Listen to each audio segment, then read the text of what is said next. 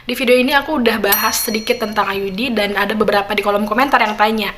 Yang pertama, apa sih efeknya kalau misalkan IUD yang kita pakai itu nggak kita cabut setelah masa expirednya habis? Pertanyaan kedua, apa sih penyebab IUD gagal sehingga bisa nyebabin kehamilan?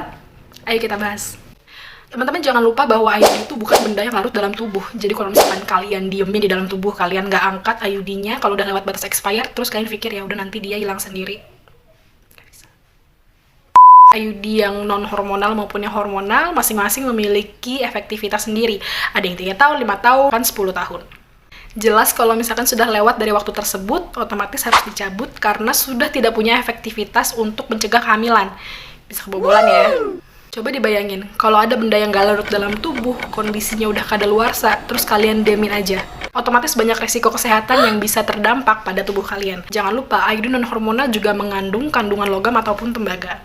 Dampak ringan mungkin kalian ngerasain hanya sekedar gak nyaman atau rasa kram di perut, tapi kalau misalkan dampak beratnya, itu bisa mungkin terjadi perlengketan, atau mungkin terjadi juga peradangan. Buat teman-teman yang pasang IUD, nggak cuma penting untuk ingat tanggal kontrol, tapi juga harus tahu ya, kalau IUD yang kalian pasang tuh berlakunya sampai berapa tahun, biar mengurangi resiko yang tadi aku udah sebutin. IUD itu bukan 100% mencegah kehamilan ya. Kasus kehamilan yang terjadi kepada akseptor atau pengguna KB IUD itu 0,6-0,8% aja. Sedangkan pada akseptor KB jenis pil itu 18%. Wow, jujur banget ya. Kembali ke pertanyaan, kenapa IUD bisa gagal dan bisa nyebabin kehamilan? Yang pertama, pada saat proses pemasangan, mungkin posisi IUD-nya masih kurang tepat. Itulah kenapa ada baiknya kalau setelah IUD itu kita melakukan USG, melihat posisinya udah tepat atau belum. Yang kedua, bisa terjadi pada ibu yang mengalami kontraksi lalu IUD-nya bergeser. Dan yang terakhir adalah adanya kelainan bentuk pada rahimnya ibu, sehingga menyebabkan IUD tidak terpasang dengan sempurna. Sedikit aku tambahin beberapa ciri-ciri kemungkinan IUD kamu geser. Yang pertama, kamu ngerasain kram pada bagian perut kamu. Yang kedua, pada saat berhubungan intim, pasangan kamu atau mungkin kamu bisa merasakan adanya benang yang mungkin lebih panjang daripada biasanya.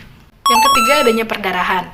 Yang keempat, kalau misalkan kalian keputihan yang di luar biasanya. So, kalau kalian ngerasain satu dari 4 tanda tadi, kalian boleh banget langsung datang ke fasilitas pelayanan kesehatan terdekat atau ke tempat kalian pasang IUD. Yap, dan itulah gunanya jadwal kontrol. Jadi, jangan nge-skip jadwal kontrol lagi ya.